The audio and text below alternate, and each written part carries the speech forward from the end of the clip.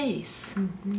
And I've often wished we had somebody like Ibsen here to do that for us. But it was not a straightforward becoming a concept which was linked, which was used by everyone. Of course, it was developed over years, and it has been used.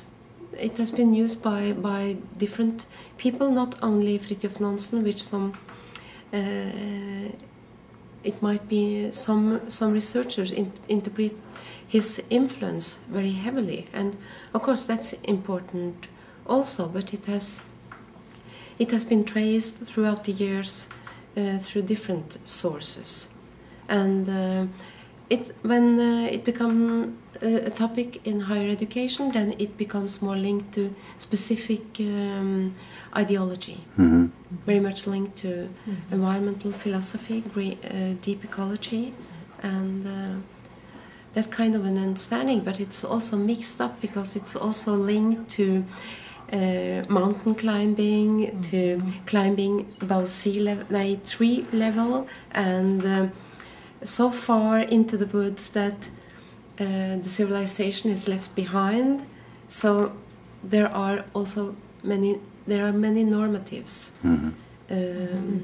normative rules. No, this is not. Yeah, can you say that? Yeah. Added to it then.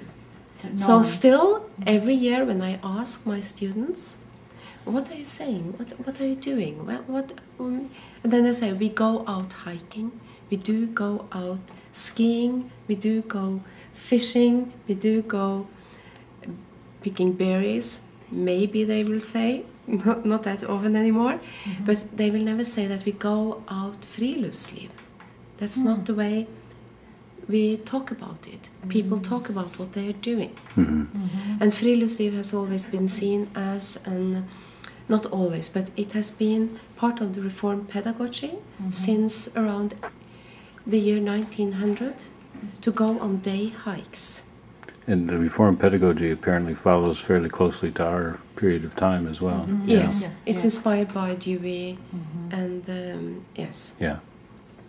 And the idea of problem solving, learning by doing, and so on. And it was linked to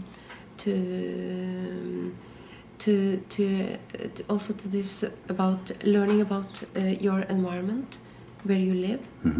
So part of it was that you also had gardens to learn to grow vegetables, and so it was also a broader concept, or movement, yes. So in our school system, it has been there all the way through the 19th or 20th century. Wow. So it has not been. It has been a possibility, but it has not been seen as something with a specific curriculum, because we are so few people and we have late urbanization. So to hike and to be outdoors was something you had to learn to survive in Norway up until quite my childhood. Yeah, I often wonder quite recently if the nature foot pedaling, what you can do on snow. If you want to go to see your neighbor, you can run fast over hard snow then that way. So I said that this is a kind of friluftsliv, but we don't use the word. What we are doing everyday life is actually a part of it. They said it has just been natural. They said. Well, I'm so jealous because I wish we had that. Yep. Well, I feel like that's what we did as kids. Yeah. it's what we did as kids, but It's natural. I think we're coming back. I think so. I hope so. Kristy? I think I try to, or I talk to the students coming into the field, very much the way you said now, the global awareness, and but at the same time I try to appreciate. I want them to appreciate the local culture, and the traditional ways of relating to the land by hiking, walking, also picking berries and things like this.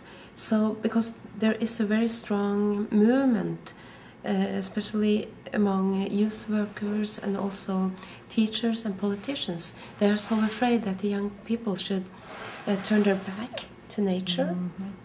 And if they turn their back to nature, that means that they also turn their back to what is seen to be a very important part of our national culture. So in order to catch up with the youth, I think that we need to do it very, very extreme. We need to make them this very high-tech in a way, and now I can't find the English words, but the extreme, that they should have very strong sensations, feelings to jump into it. Passion. Passion, there needs to be an emotional... Yes, but I think you can also have passion by hiking and climbing in the mountains in different ways. You don't have to throw yourself into the white water and see what's happened. Now I'm making it a little bit to the extreme, but also to see that there is